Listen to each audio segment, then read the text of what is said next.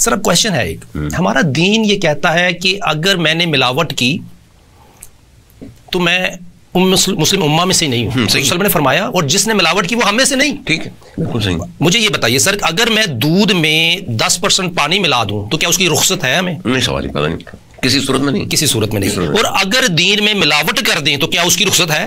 بالکل نہیں ہے. وہ آپ نے بالکل صحیح کہا. لیکن میں نے ریسنٹلی ایک پروفیسر صاحب تھے مطلب سندھ کے، ان کی میں نے ایک تقریر سنی جو بڑی زبردست تھی. ملاوٹ کیا کرنی ہے، یہ سارا کیا دھرا جو ہے نا یہ بینکنگ کا، اور اس کو انہوں نے جیسے نام دے دیا اسلامی بینکنگ کا، یہ سارا ضیاء الحق کے دور میں ہوا. شاید پتہ ہی ہوگا آپ کو، یاد ہوگا. جی سر، انہوں نے اس کو انہوں نے ضیاء الحق کا یہ مطمع نظر تھا کہ اس کو ختم کریں اور یہ شروع کر دیں نفع نقصان بیس کے اوپر کام شروع کر دیں. ٹھیک ہے، تو ان کا کہنا یہ تھا پروفیسر صاحب کا. انہوں نے کہا کہ جب یہ ضیاء الحق کو یہ دورہ پڑا کہ اس کو سامنائز کرنا ہے، انہوں نے 2 کمیٹیاں بنائیں.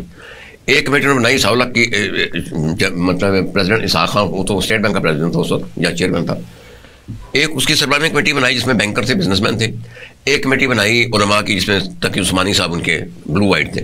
تقی عثمانی صاحب جو تھے پہلے اس میں نظریاتی کونسل میں آئے تھے، اس کے بعد پھر آہستہ آہستہ یہ فیڈرل شریعت میں چلے گئے، پھر اس کے ہیڈ بن گئے، جج بن گئے. ٹھیک ہے، تو انہوں نے اس کو پریشرائز کیا. ان کی پتہ نہیں پرسنالٹی بھی اس طرح کی ہوئی ہے، باس کو خوش کرنا ہے. انہوں نے کہا جی میں ابھی طریقہ نکالتا ہوں. تو یہ انہوں نے ہیلے بہانے طویلوں کی بھٹی میں سے ساری چیزیں نکال کے تو اسلامی بینک پیش کر دی. سر جی بتائیے سر، اس میں کہ آپ یہ فرما رہے ہیں کہ ہیلوں کی طریقے ایسے نکالے گئے کہ رخصت نکال دی گئی. ہاں، کہ رخصت دے دی جائے کہ اس بزنس کو جو اسلامک بینکنگ ہے اور جو کنونشنل بینکنگ ہے، کنونشنل بینکنگ کو ہی بکری کا لبادہ ہو کے بالکل اس کو اسلامی بینک اسلامی چوہا پہنا دیا. سر ہم اپنے ناظرین کے لیے اگر اس وقت میں اپنا واقعہ جو میرے سامنے آیا